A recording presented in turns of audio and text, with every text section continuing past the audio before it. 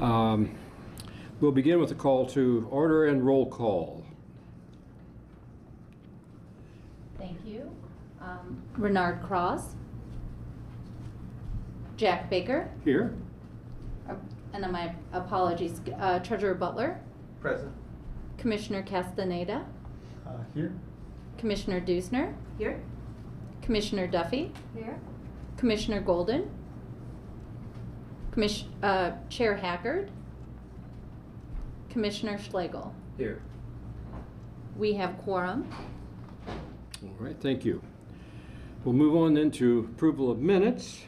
Does anyone have any comments on minutes? Any motions for changes to the minutes? Or motion for approval of minutes? So moved. All right, thank you. I'll second. All right, thank you. We have a motion to approve the minutes and a second. Would you please call the roll? Certainly. And yes vote would be to approve the minutes from the July 23rd meeting. Jack Baker. Yes. And I apologize, Co-Chair Baker. Treasurer Butler. That's all right. Abstain. Commissioner Castaneda. Yes. Commissioner Dusner. Yes. Commissioner Duffy. Yes. Commissioner Schlegel. Yes. The minutes have been approved. All right, thank you. Minutes are approved. Moving on to staff review, let me read a document here we always read before.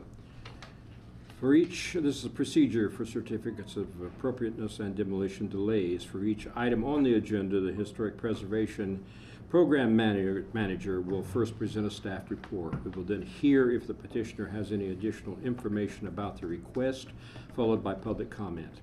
Once public comment concludes, commissioners will be able to ask questions to staff, the petitioner, and the public. We ask that petitioners, the public, and commissioners refrain from speaking until addressed by the chair, unless a question is directly addressed to them. Following commissioner questions, the chair will then entertain a motion from a commissioner regarding the petition. Once a motion is made, we will then open up the discussion of the item for members of the commission only. Finally, once the commissioners have each had a chance to speak, the commission will vote on the petition. We encourage all commissioners, petitioners, and members of the public to be civil and respectful at all times. I'll pass it to you, Noah. Thank you, Vice Chair Baker. So our first certificate of appropriateness for the evening is COA 2651 for 837 West 6th Street in the Near West Side Historic District. Built in the 1970s, 837 West 6th is a gable front single-story house with a brick veneer facade, aluminum siding, and a porch pediment on iron posts. This house is located on a corner lot with a detached garage in the rear. The request is for the installation of a wooden picket-style fence at 4 feet of height to meet UDO standards. The fence will have 2 gates, one in the north and one on the west side of the house, off the city sidewalk and opening inward onto the walkway approaching from the north. The fence will be placed according to the following boundaries: west side of the property, inside the property line approximately to the city right-of-way, and a north along the south side of the sidewalk. Each side approximately 3 feet west of the property line, shared with the neighboring house at 831 West 6th Street. The enclosed area is to be 700 square feet. And staff approves COA 2641. The proposed fence meets standards for placement, height, and materials. Thank you. Next item, COA 2652. This is 400 West 7th Street, the Johnson Creamery building. Petitioner is Greg Elgar. Johnson Creamery is a two-story rectangular structure with a stepped parapet roof, built in 1913. The conglomeration of added components signify the large success of the operation, and the end result is a 35,000 square foot industrial complex. In the early years at West 7th Street, a two-story structure was built to the east of the original building. conforming in shape and orientation to the railroad tracks. A small boiler room and smokestack were added just to the north of this addition. Another structure around 1923 enclosing the mechanical operation of the company was built to connect the boiler room to the building. A one-story detached garage was built in the early 1920s to the west of the main building and was connected to the main building in 1927 with the completion of the ice house.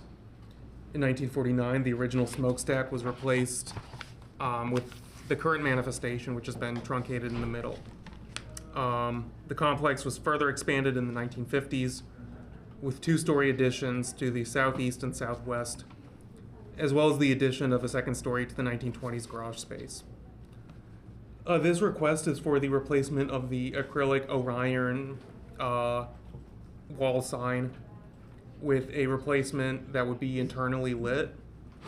Otherwise, same design, dimensions and attachment. Any new holes that would be required would be made through mortar joints. And staff approves COA 2652. Thank you. The new signage would imitate the existing signage in all respects, except for the addition of internal lighting. The plan makes use of existing mounting, and the signage is located on a newer part of the building. And Go ahead. one more from me before I hand it over to you guys.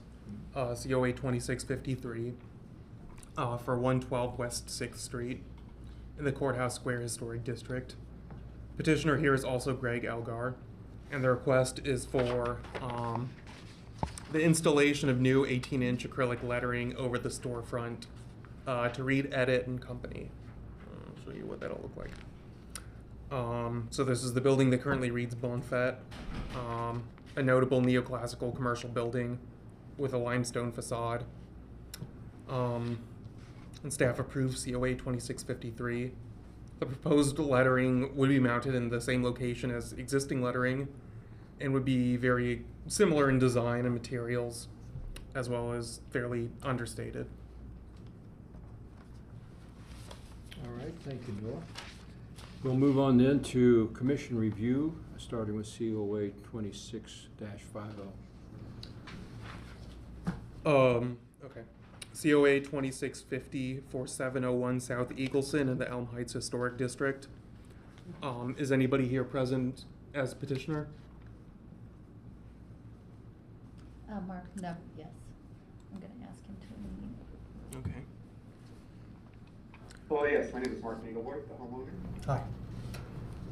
So, 701 South Eagleson is a two-story limestone Tudor Revival house with an overlapping gable entrance on the south end and a second-story dormer window. There are two additions with false half timbering on the north and rear over an added cinder block garage. This request is looking to tear down and reconstruct an addition on the east side of the home, first level. This addition is currently on top of the garage structure below with a partial coverage by a deck. The structure has been compromised for water intrusion, and this request would remove the first level portion of the structure and replace most of it with a slightly larger addition. This proposal would cover the rear entry to the deck, but not the second story windows. Limestone wainscoting is proposed for the first floor rear addition. Is there anything else that the homeowner would like to add? No, that sounds good. Okay. The recommendation from staff is for approval of COA 2650. Located on the rear of the property but visible from the street, the proposed addition is appropriately scaled to the property and complements the original structure and side addition in design and materials. Judging from aerial imagery, the side and rear additions appear to have been added in the 1960s, although the rear of the house has long had a second-story deck. While the rear door would be enclosed, the plan calls for leaving the second-story windows uncovered.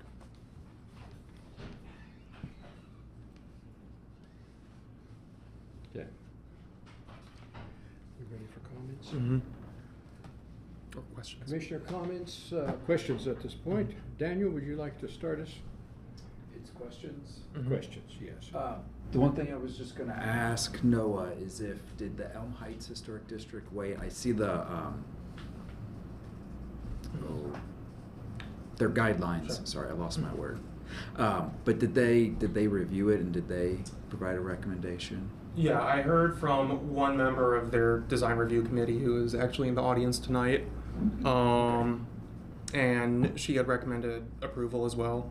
Okay. But I had some questions about, I believe, the layout of the limestone wainscoting and whether the proposed board and batten siding is going to resemble the false half timbering on the existing additions. Okay, perfect. Thank you, Noah. Commissioner Butler? No questions. Commissioner Duffy? No questions? Commissioner Duzner? No questions. No questions, thank you. All right. That leaves the floor open for a motion. If someone is so inclined. Do we do public comment? I'm sorry? Do we want to do public comment? Oh, I'm first? sorry. Oh, okay. That's my fault. I should have done that Mhm. first. Is there, yes, you'd like to speak? Yes, this is for public comment. Yeah, I never did get the answers about my questions about the wainscoting going up the wall. I wasn't sure that was up on the porch. It goes up to the windows. I wasn't sure that was, is that what's intended, or is it just going to the bottom of the deck, or is it going from the deck up to the windows? So from what I had heard from the architect, it sounds like it's going to be above the cement garage, but I'm sorry. from the deck level to the windows Okay. on the addition. So that's more 60s style, like ranch style? Is that the type of wainscoting you were thinking there? Because I said, we said we basically support I basically support the thing, but I had a little concern about the design there, if it was appropriate to the house. The wainscoting, not the addition. That was the only question, so. Yeah, commissioners. Okay, well, I guess that's a comment too. Anyway, so you answered my question that yes, it is going up to the top of the windows. So, thank you. Would you state your name for the record? Okay. Virginia Southern. I live in Elm Heights Historic District, and I'm on the Historic Review Committee. Thank you. Anyone else from the public? Anyone online?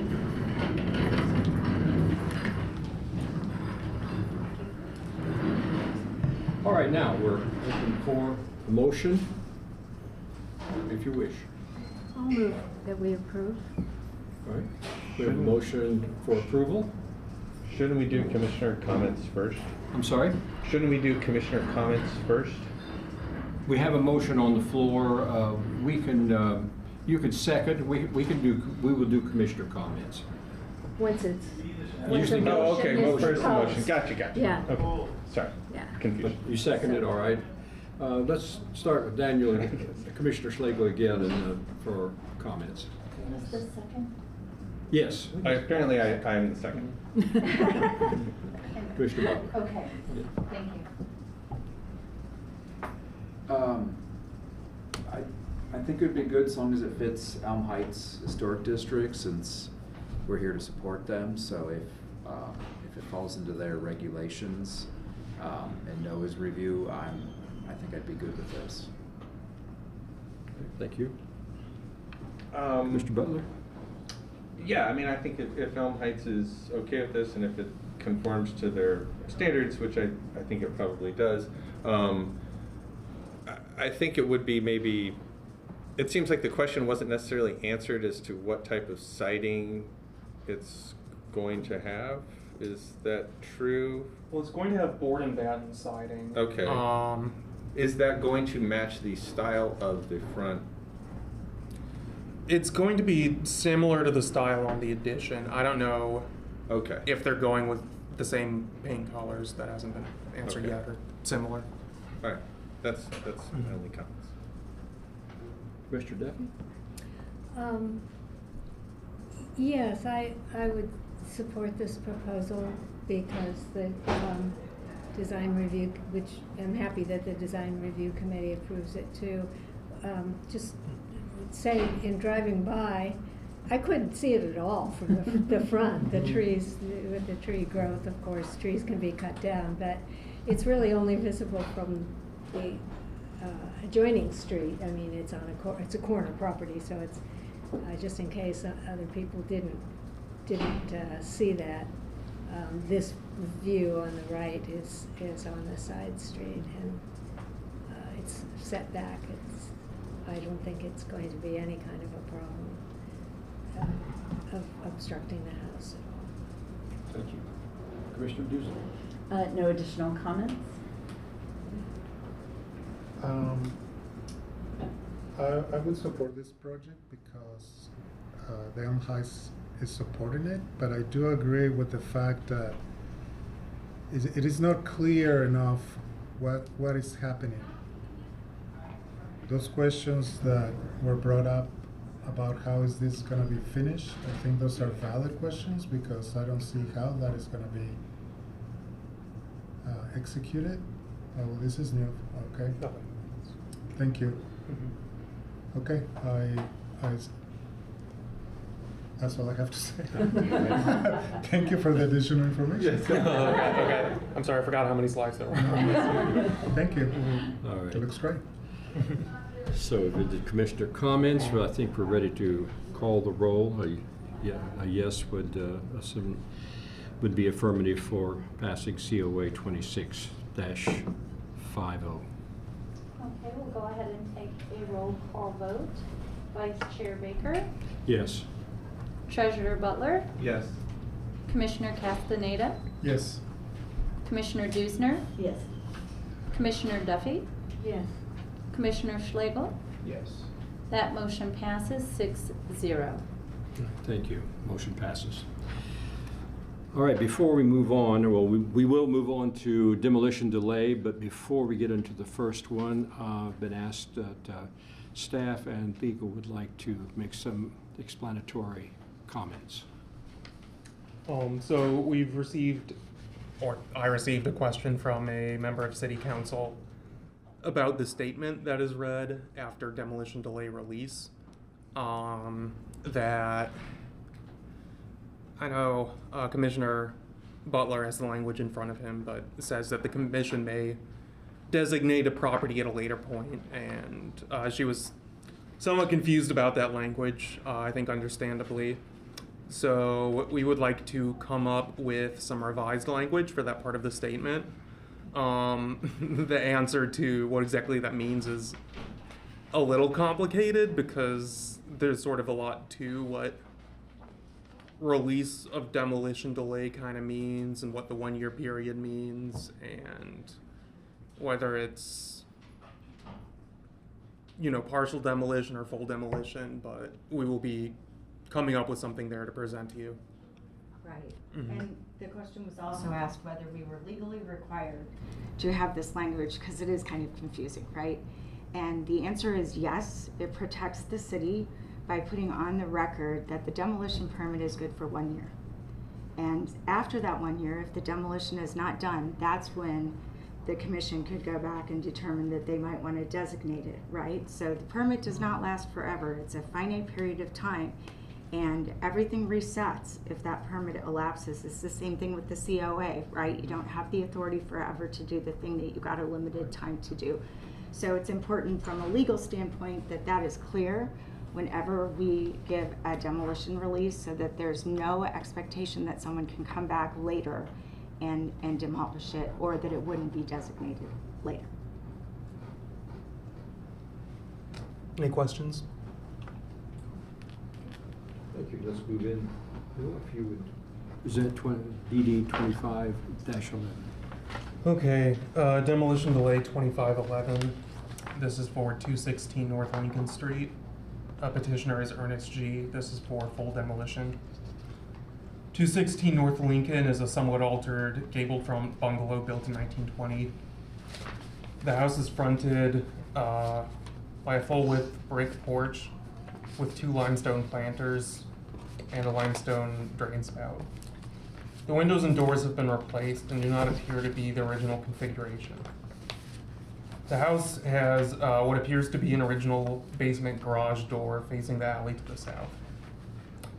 This property has frequently switched hands since the time it was built, passing from concrete mason Albert Funk to stone sawyer Frank Reardon and his wife, the librarian Cora Reardon, in 1923. In the 1940s, the house was bought by the widow Helen Nunnally, who sold it in 1950 to bank teller Robert Gray and his wife Liz. Liz began renting out spare rooms and sold the house in 1955 to Agnes Martin, a widow, who lived in the house until her death in 1977, renting out spare rooms. The staff recommendation is for the release of demolition delay 2611. Does the petitioner have anything that they would like to add? No, we don't. Thank you. All right, thank you. Well, let's go on to Commissioner questions. Commissioner Duzer, Commissioner Duffy? I have a question. Mr. Sandweiss, Mhm. do you, when I read this, Uh-huh. and looked at the house, I presume that the Sawyer made those limestone flower boxes. They look very homemade. They don't, you know, I don't think he would have had to have had any special fancy equipment other than, you know, just getting the materials there. And I guess I'd like to, well, first of all, ask you, you didn't see any notation about that? No. No, about those elements. Then my second question would be to Mr. Z, if he maybe has talked to Steve Wyatt at BRI to see if he might be interested in salvaging those. I'm here on behalf of the petitioner, so I don't know for sure if he has or not, but I know he typically does. Yes, he And does. is really fine with anything like that happening. Yeah. Yes, thank you, I appreciate that. If I may ask, I don't want to speak out of turn, but BRI, have they had a look at the agenda for this meeting? I just wanted to know whether they're. I don't know if, Okay. I don't know if he Mhm. has. He typically does. Mhm. Steve typically does. Mhm. But I can't speak for him because I haven't talked to him. Thank you. Commissioner Butler? No. Commissioner Schlegel? All right, moving on to questions. I think we are ready to put a motion on the floor, if you so desire. These are always hard. Well, any public comments? Yes. Would anyone like, from the public, like to speak to this demolition delay? Anyone online? Hearing no one? I'm sorry, were you? Yeah, I was just gonna comment. The only thing I was. Identify yourself again, Oh, just for the sorry. record. Virginia Southern. I was just gonna comment on the limestone boxes. I was gonna say the same thing. And I actually know several houses that have the hangers sticking out, but their boxes are gone. Mhm. So there is a need around town, if they're, you know, original pieces, that I'm sure there's some people that would like to replace them back on the front. I guess what happens is they're wet, they fill up with water in the winter, and then Yeah. there goes the limestone. So yeah, they're missing on a lot of houses, so those are great. I think that's the only comment. Thank you. All right, now we're ready for a motion. I would put a motion on the floor to, I want to state, having a senior moment, a motion to, I agree with the comments made by staff, and a motion to release DD 26-11. I'll second that. All right, we have a second, yes. All right, let's call roll. Comments? Comments, sorry. Comments again, please. It's the kind of small housing stock with local character that I hate to see torn down, especially when, I mean, I can't see what it looks like on the inside, but I mean, somebody's obviously put a new roof on this in recent years. It's just a shame. I realize that goes beyond the purview of the HPC, but I always like to take the opportunity to mention it. Yeah, thank you. Commissioner Duffy? No, no comments. Commissioner Butler? No. Commissioner Schlegel? I agree with what Commissioner Dusner said. I think it's a shame. So a yes vote is for releasing DD 2611. If you call the roll. Certainly. We'll go down with roll call vote here. Vice Chair Baker, Yes. Treasurer Butler, Yes. Commissioner Castaneda, Yes. Commissioner Dusner, Yes. Commissioner Duffy, Yes. Commissioner Schlegel. Yes. That motion passes 6-0. All right, motion passes. I think I have a document. We normally read. Oh, I gave it to you. Oh, John's reading. Commissioner Good. Today, regarding the property located at 216 North Lincoln Street, the Historic Preservation Commission declares that it got notice of proposed demolition, and after today's discussion sees no need to review the plans any further and waives the rest of the demolition delay waiting period. The HPC may later recommend the property for historic designation to the Common Council. Thank you. All right, let's move on to DD 2612. This is demolition delay 2612 for 3420 Adair, East Adair Lane, which is a modernist. This is a partial demolition. I should preface a modernist 1964 A-frame with a brick and frame construction, a floor-to-ceiling window taking up half of the street facing end gable. A vertical wood shed stands to the east of the building under a shed roof that extends from the roof of the house. The proposal for partial demolition includes alterations to the patio and entry on the west ledge facing the house.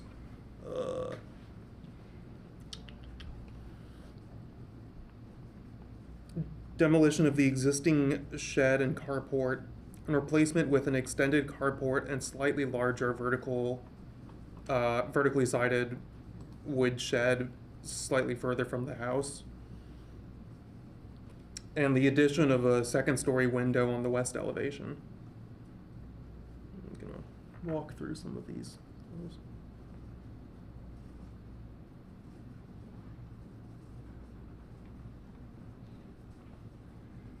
Yeah.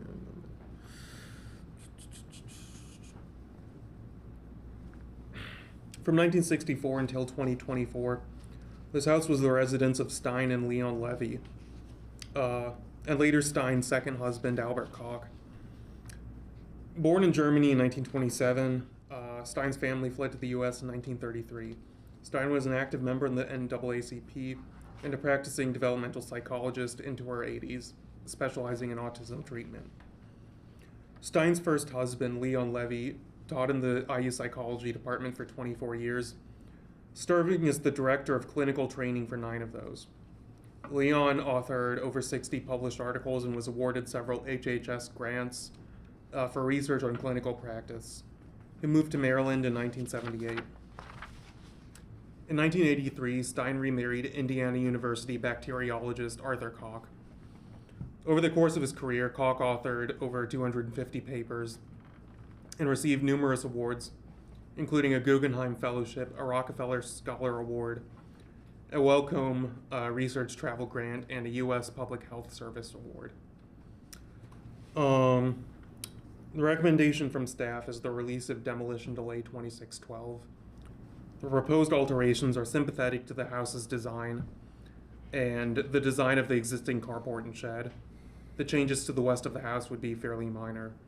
Now I will say I did receive a comment from a neighbor who expressed concern about the septic field at this property, which after some recent work has apparently been leaking into the water supply of the neighboring property, and wanted to know what the effect of the changes proposed the house and carport might be.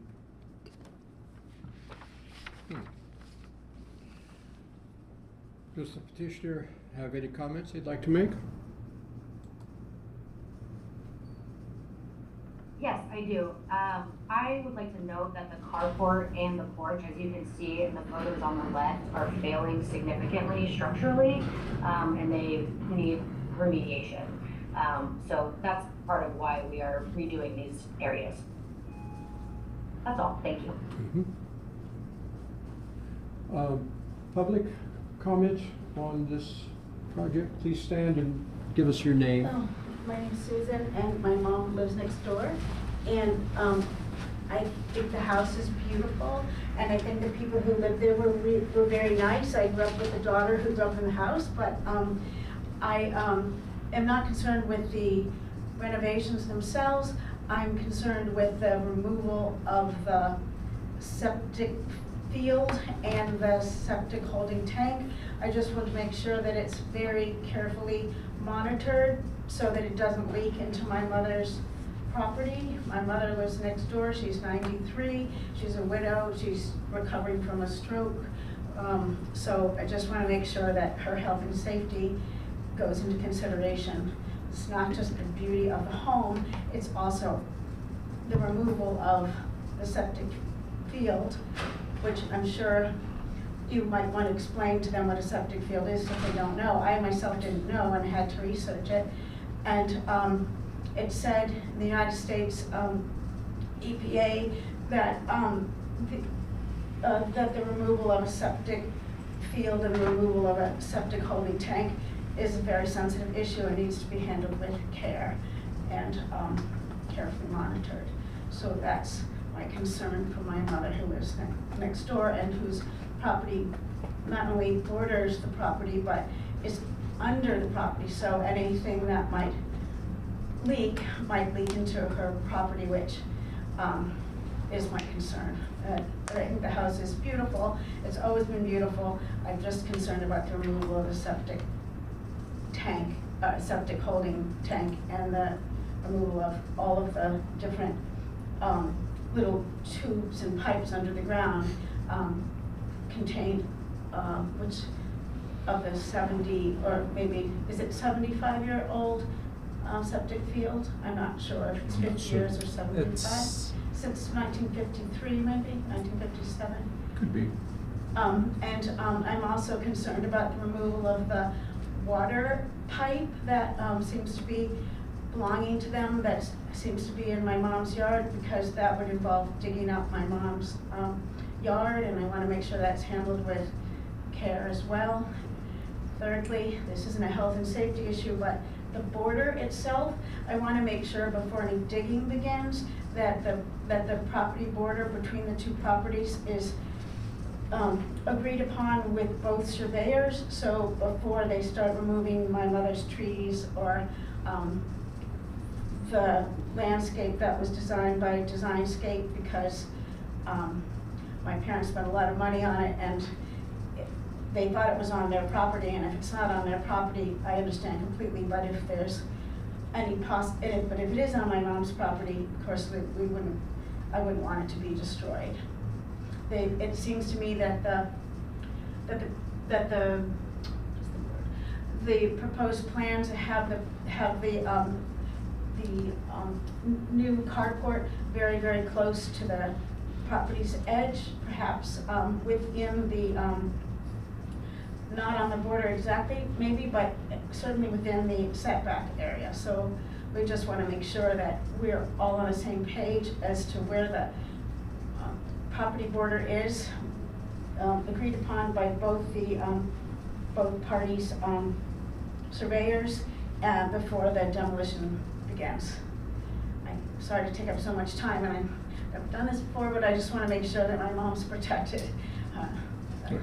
She just lives alone in her home. My dad died in 2018, and it's hard enough to live alone when you're that age, but to live alone with a stroke is even harder, and to live alone in a construction site is going to be hard, but as long as we know that my mom can put up a fence or something and protect herself from that on her property, then that's okay. I just want to make sure health and safety is considered. Yes, thank you. You're Appreciate welcome. comments. I can give a rough idea of what a septic field is to people who might not know, and that is it's runoff into, it's on a private property where one runs the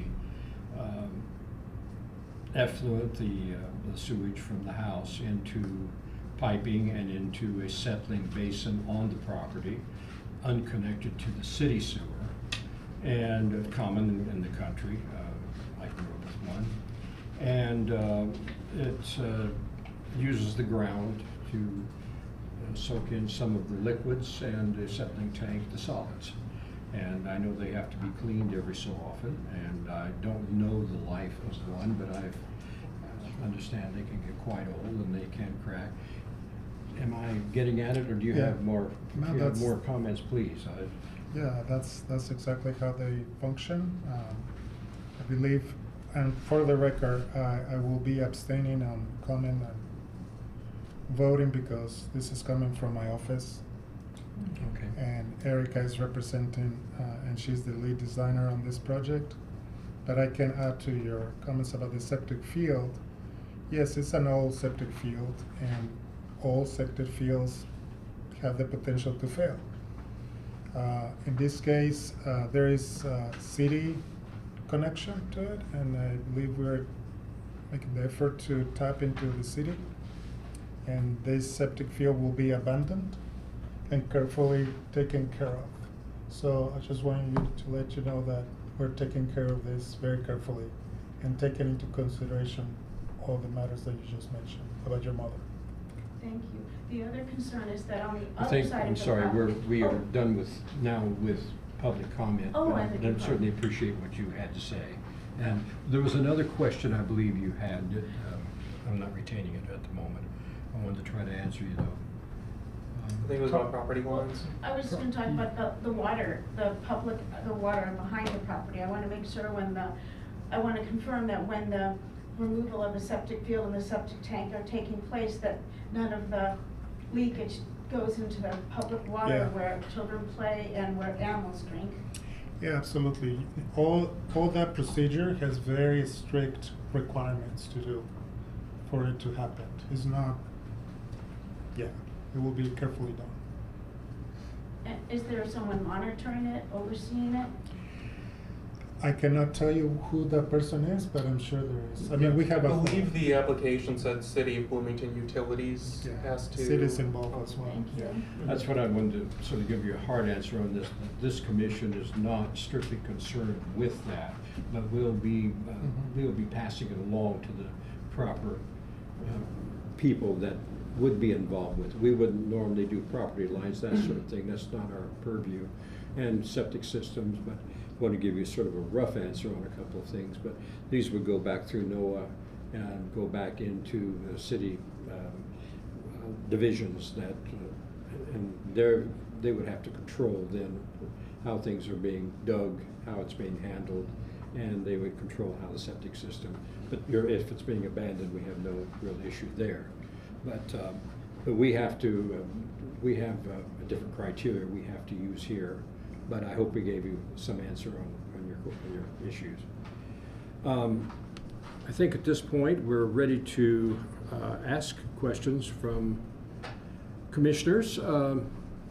Melody, let's start with you this time. I was just going to ask, and you've already answered, whether who will be the responsible body for overseeing this, and just to make sure that, can we make sure before we finish our discussion of this that that the petitioner, the neighbor of the petitioner, feels that she has a good sense of who will be monitoring this. But City of Bloomington, you've already answered that question, so my question is answered. Mr. Duffy. No questions. Commissioner Butler. Mr. Schlegel. I abstain. Abstain. I have no further comments. Let's, at this point, open the floor to motion. I'll move we release DD 2612. I'll second that. All right, thank you. Let's go with commissioner comments. Let's start with you again, Ellen. No further comments. Commissioner Duffy? No comment. No comment. Butler? Commissioner Slade? I think this seems like it's been well thought out and a bunch of the questions have been answered, whether they're in our purview or not. So I think this is a responsible project. Commissioner? I understand. Thank you. Abstain. I have no further comments. Let's call the roll. Certainly. There's a motion on the floor on DD 2612 that has also been seconded. We'll take a roll call vote. Vice Chair Baker, Yes. Treasurer Butler, Yes. Commissioner Castaneda, Abstain. Commissioner Dusner, Yes. Commissioner Duffy, Yes. Commissioner Schlegel. Yes. That passes 5-1-0, that one being an abstention. All right. Motion passes. DD 26-12. Do I need to read the release of that or Yes. not? Yes. Even though it's a partial. Today regarding the property located at some address, At 3420 East Adair. 3420 East Adair, the Historic Preservation Commission declares that it got notice of proposed partial demolition, and after today's discussion sees no need to review the plans any further and waives the rest of the demolition delay waiting period. The HPC may later recommend the property for historic designation to the Common Council. All right, thank you. Then let's move along to demolition delay 26-13. Right, demolition delay 2613. This is for 403 North Dunn Street. Petitioner is Ernest G. 403 North Dunn Street is a 1.5-story cross-gabled bungalow with a full-width brick front porch with tapered wood posts. Original 3/1 and 5/1 windows and shake siding on the upper level. The house was likely built in the early 1920s and no later than 1927, replacing an earlier shotgun-style house.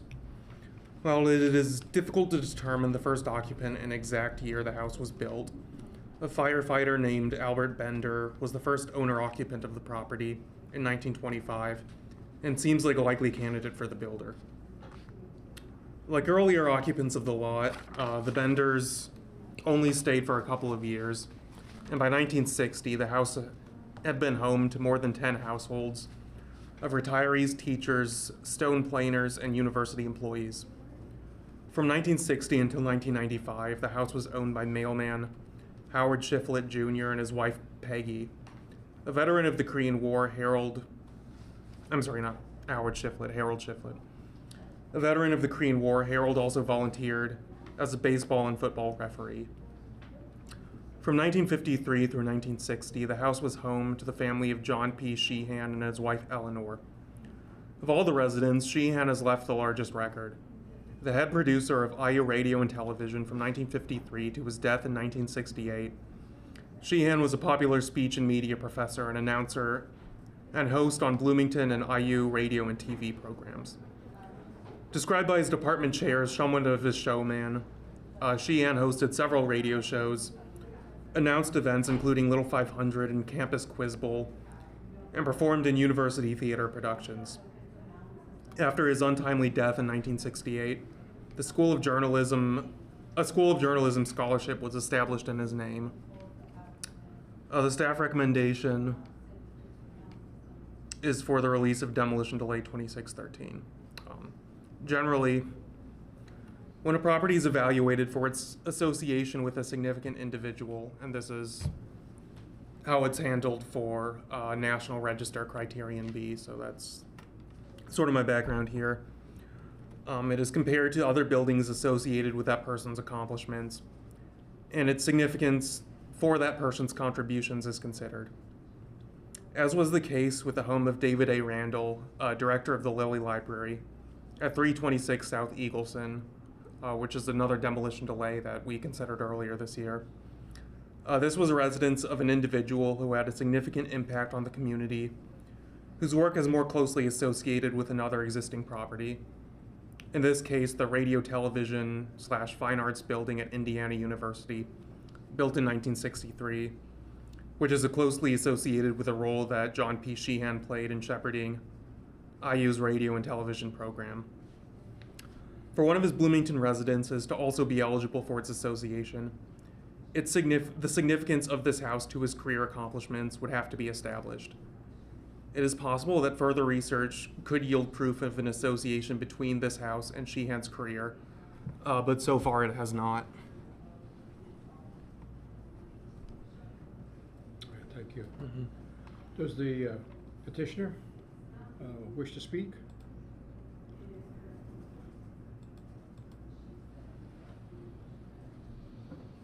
We don't have anything to add, thank you. All right, thank you. I did add a comment about 216 North Lincoln to Uh-huh. the chat, if you guys want to read that, but I don't have anything about Dunn Street. All right, thank you. At this point, is there anything, anyone from the audience or online would like to say? I don't see any online comments. Hearing nothing, we'll move on to commissioner questions. No questions. No questions. Commissioner Dusner. Is the front of that porch severely bowed, or is that just a bad photograph? I think that's just whatever skew from the. This was a Google Street View photo. And it's got like the fish dome. Uh-huh. Commissioner Duffy. No questions. Commissioner Butler. Commissioner Schlegel. As usual, I struggle with these. And part of it is, like, I know, like, I'm not gonna be as famous as the guy that lived here or anything, but, like, for me, most of the time, I do stuff at my house as much as I would do it at a place of work. So his connection would be, this would be where a lot of his, maybe he didn't do the physical work, but maybe a lot of it came from here. So that's where I'm struggling is, at times it feels like kind of like wholesale destruction of local homes, or what made Bloomington, or the people, like this IU professor. But I also understand that's incredibly, I mean, I have no doubt Noah's done a great amount of research, so I'm not gonna question that whatsoever. And I know that can be incredibly difficult because it's not documented. It's not like I mean, unless his journals, he wrote down, this is what I did at my house, and then sent it at work. We're not gonna know, so it's a shame. Thank you. Well, at this point, we are open to a motion. A number of ways we can go here, but if one would like to put a motion on the floor.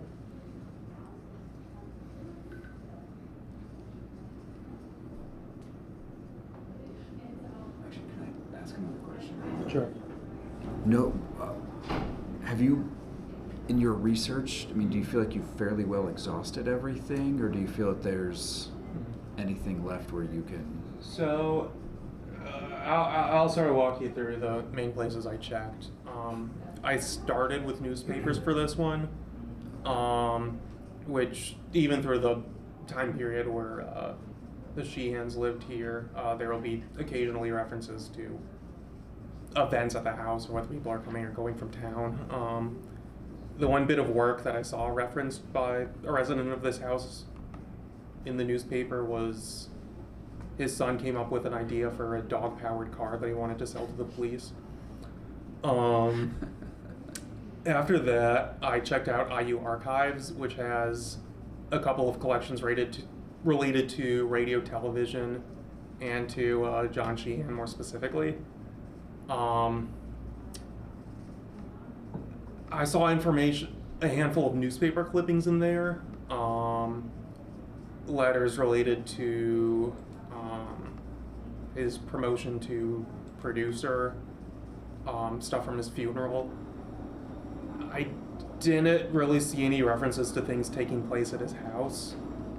He lived here for approximately, like, most of the first half of his time at IU.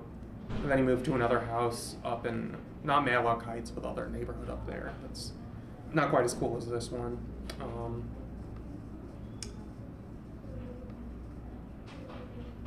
Yeah, I didn't. Most of the extracurricular stuff not related to RTV was stuff that he did with other radio stations or with community theater is what it looked like. Thank you, Noah. I will put a motion on the floor with some comments attached. The motion is to release DD 26-13, the comments that if someone feels strongly about trying to designate, motions can be withdrawn. I could withdraw that motion. But I'm doubting that with the information we have, it would meet the criteria for designation, so motion stands. Does anyone want to second or not?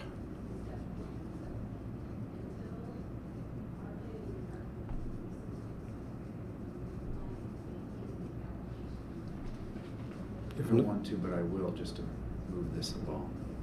So, second. Thank you.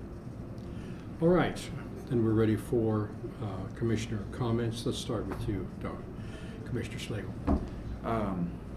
Yeah, I mean, I think it's unfortunate that this smaller to mid-scale housing is going to be torn out for whatever purpose we can consider that's going to be overpriced, but I just looking through the neighborhood, I feel that there's a lot of other rentals, and trying to get a single designation on its own past city council is, I mean, I think it's snowballed to have a better chance you know where.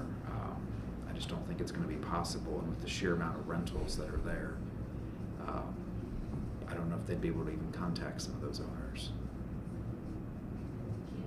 Thank you. Commissioner Butler. I like this house. I'm gonna vote no. That's all I'm gonna say. Mr. Duffy. No comments. Commissioner Dusner.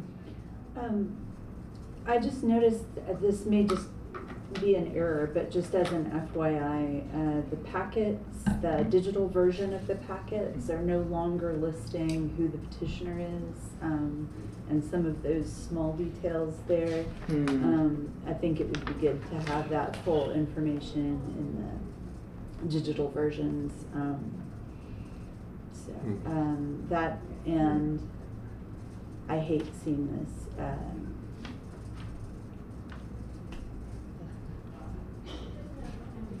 It doesn't sound necessarily like one we're going to have the grounds to protect. I don't, unless somebody sees an avenue here that I don't. And I noticed another error on the background. It's listed as 4202 East 10th Street. Okay. I just wanted to let you know for the record.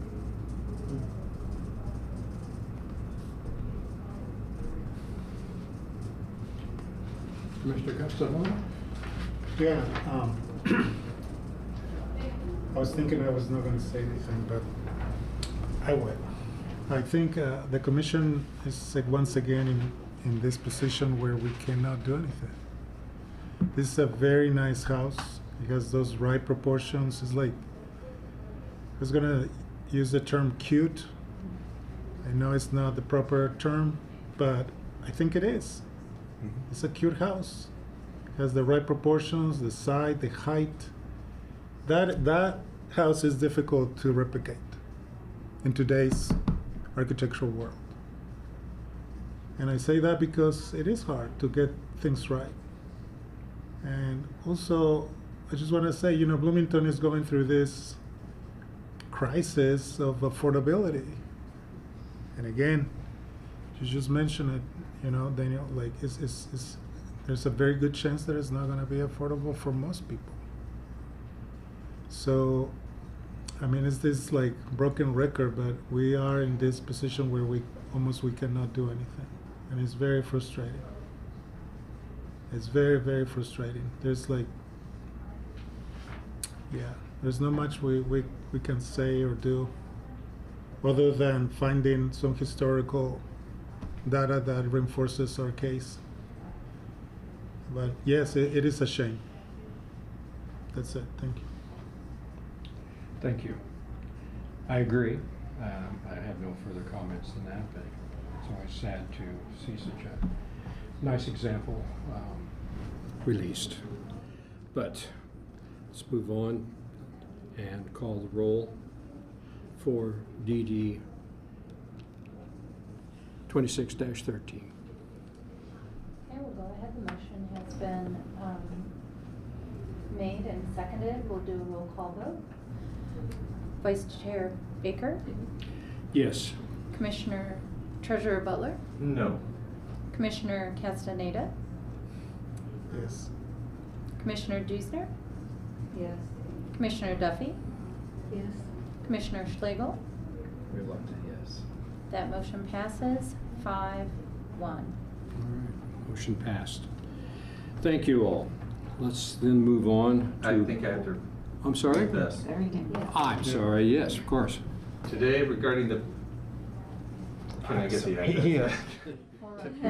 Today regarding the property located at 403 North Dunn, the Historic Preservation Commission declares that it got notice of proposed demolition, and after today's discussion sees no need to review the plans any further and waives the rest of the demolition delay waiting period.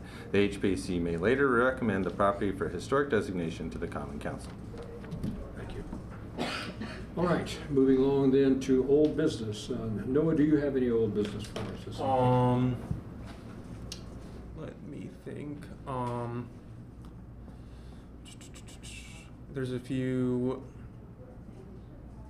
violations that are pretty close to coming up to their time. So, apparently one of them, which had received a COA for some retroactive repairs at 1300 East 1st Street. That's supposed to be resolved this week. Then, if you remember, the apartment building on South Fess, that's going to be coming up next month. So, a couple of violations sort of reaching their end point. In terms of other old business, I don't know if anybody from the commission has anything to add. I was just thinking, in terms of sending at least a message to City Council about how we, and you could probably tell us a little bit more on the legality or how this, like if we could set a pattern where one of us says no, just because we can't do that, right? Knowing that you have enough votes to release the delay, but it sets a precedent. That's what I'm just trying to do. Like set up a precedent that there's been some objection to the case. Not that we all say yes every time because we have our hands tied. I don't know if that means anything. Is this gonna be like a forever? I just don't understand that, you know, like we are gonna be trapped in this forever and ever. So it's my understanding that actually creating the demolition delay was supposed to be the opportunity to stop just the random demolition of things. And so it is a very clunky tool. It's very difficult to meet the standards. But we do want the high standards, right, for what we retain. So I think you can always talk to your council person, you can always talk to your elected officials about your concern that this is not maybe doing what was hoped in terms of actually preserving. It is giving the opportunity for discussion. And in some instances, as we've seen with Commissioner Butler, some successes in stopping things from being demolished. But the tool itself is very difficult to use successfully. A couple of things that I would bring up to that point as well. At the end of each year, the commission chair is supposed to issue a report to City Council about the activities of their board and commission. In the past, I know with Sam, I believe with John Saunders as well, this has been a point they brought up, is their frustration with the demolition delay process. Also, we have a liaison on the City Council, that's Sydney Zulik. So, I know that she generally, you know, she's spoken with me and she's spoken with other members of the commission, sort of about some of both our mutual interests and concerns. So I think she should be available for discussion at least. Okay, thank you. I'll just comment that I was there before demolition delay. I remember it was difficult to get it passed, but it was passed because neighborhoods were being depleted of their housing. So it's interesting that we put a deliberate layer of administration on, which you don't normally do, you don't normally want to do, but we did it to inhibit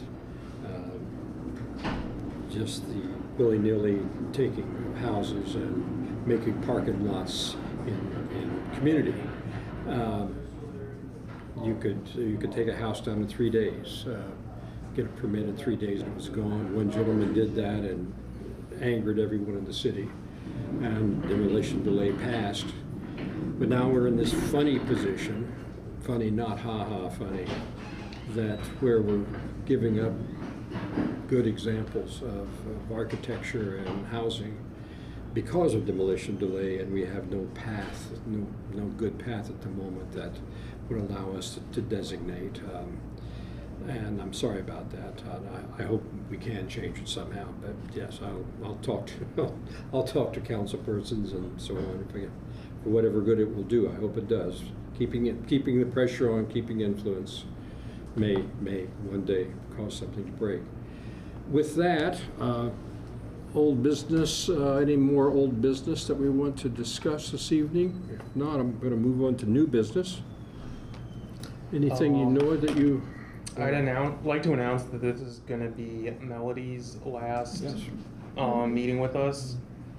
I mean, you can tell it. It sounds like she would like to reapply, but is going to be leaving on a sabbatical for this coming semester.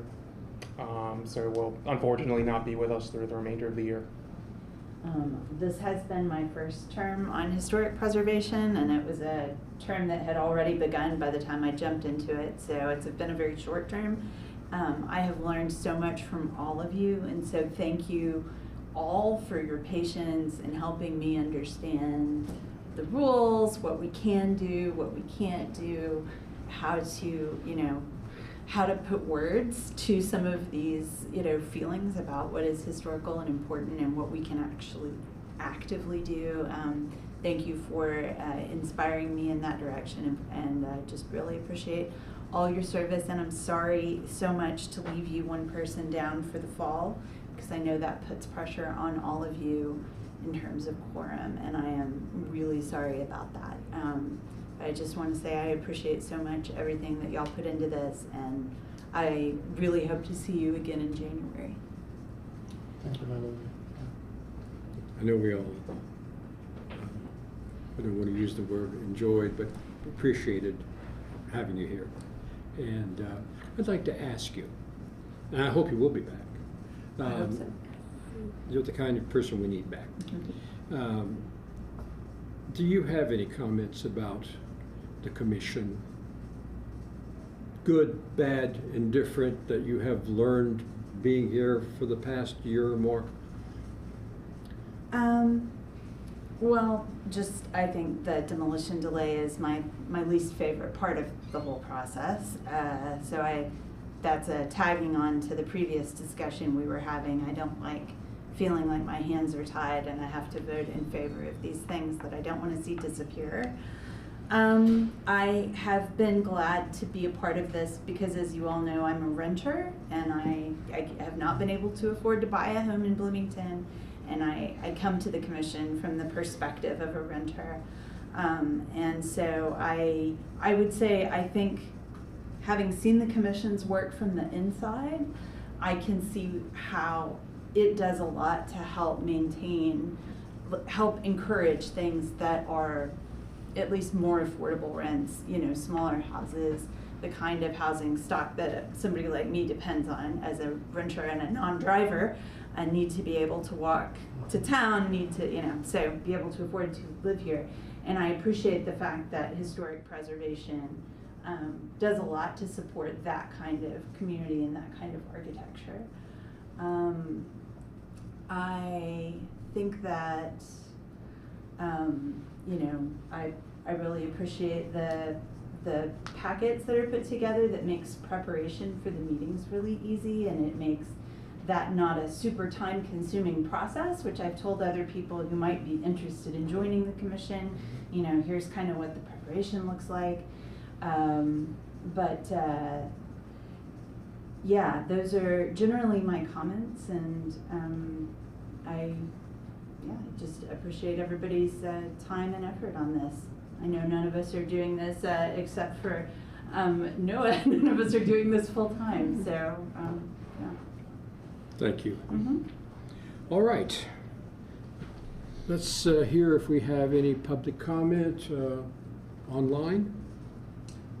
There was one comment from Sable Byers just that she mentioned, if I can read that. Certainly. It was, she had mentioned that she was backtracking and adding a comment about 216 North Lincoln Street, that the owner would be happy to donate the limestone flower boxes. However, the demolition delay was applied for due to a major fire in that location, so the condition of the boxes is unknown. I let her know that I would pass that information along and read it during the comment period. Yeah, they were there yesterday. I just said I would read the comment that was typed in here. Just in case they're not there I tomorrow. mean, not that it's necessarily germane one way or another, but I did see interior pics from the fire. You did what? I did see some interior pics from the fire. Oh. And yeah, the exterior appearance really sort of belies the damage inside. All right. With that, we're adjourned.